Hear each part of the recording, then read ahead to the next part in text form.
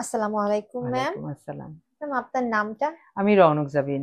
Ma'am আপনি বর্তমানে কি করছেন? আমি ইউনিভার্সিটি ল্যাবরেটরি স্কুল অ্যান্ড কলেজে ইকোনমিক্সের অ্যাসিস্ট্যান্ট প্রফেসর। দাঁতের ট্রিটমেন্ট ওনার কাছে আমি আছি প্রায় ১৮-২০ বছর হবে। ম্যাম আপনি প্রথমবার স্যারের কাছে কোন ধরনের ট্রিটমেন্টটা করিয়েছিলেন? আমি ওনার কাছে রুট ক্যানেল করিয়েছি। তারপরে আমার কিছু ৩ টা দাঁত মাড়ির দাঁত ফেলার জন্য এসেছিলাম।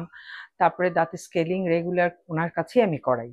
যেই দাঁতের সমস্যার কারণে আমি এখন এসেছি সেটা জি। হচ্ছে আমি প্রায় ১৮-২০ বছর আগে একটা দাঁত রুট ক্যানেল করিয়েছিলাম। হুম, আর এখন হয়েছে দাঁতটা ভেঙে যাওয়ার কারণে পাশে একটা শার্প এজ হয়েছে, যেটা আমার জিভকে কন্টিনিউয়াসলি ব্যথা দিচ্ছিল। এই ধরনের যাবতীয় সমস্যা থেকে অনেক জটিল সমস্যা হতে পারে, আলসার হতে পারে, এমনকি ক্যান্সারও হতে পারে। দাঁতের কিংবা মুখের ভিতরে এই জাতীয় যে কোনো সমস্যাকে আসলে আমাদের অবহেলা করা উচিত না, কারণ এগুলো সমস্যা দিনকে দিন বাড়ে এবং আরো জটিল হয়। তো ওনার কাছে আসার পরে উনি এখন আমাকে সাজেস্ট করলেন যে ইমপ্ল্যান্ট জন্য। হুম, আসলে আমি বিশেষভাবে বলবো এখানের কথা, যে ওনার কাছে চিকিৎসা তো অনেক বছর ধরে আমি নিচ্ছি। ওনার চিকিৎসার যেরকম আমি এইটা নিয়ে বিশেষ ভয় পেয়েছিলাম, হুম। সেই ভয়টা আমার ওই অপারেশনের সময় কাজ করেনি। কারণ আমার কোনো সমস্যা আমি ফিল করছি না। এখন হ্যাঁ, এখন এখন ভালো আছি। এখন জিভের ওই প্রবলেমটাও আর ফেস করছি না।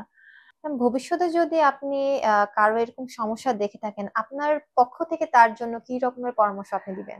যেকোনো মুখের ভিতরে সমস্যা, বিশেষ করে দাঁতের সমস্যা, মাড়ির সমস্যা, যারা পান খান আমি জানি, পান, তারপর জর্দা, জি। এগুলো আমি দেখেছি, শুনেছি, স্মোক করলেও হয়, মুখের ভিতরে হ্যাঁ। আলসার, ক্যান্সার জাতীয় হয়।